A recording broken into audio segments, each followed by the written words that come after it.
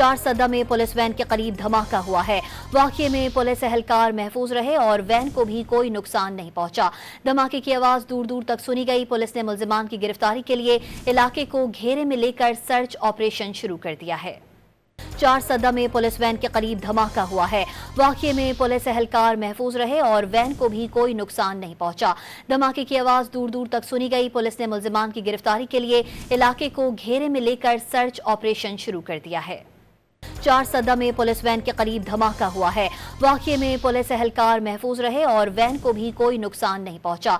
धमाके की आवाज दूर दूर तक सुनी गई। पुलिस ने मुल्जिमान की गिरफ्तारी के लिए इलाके को घेरे में लेकर सर्च ऑपरेशन शुरू कर दिया है।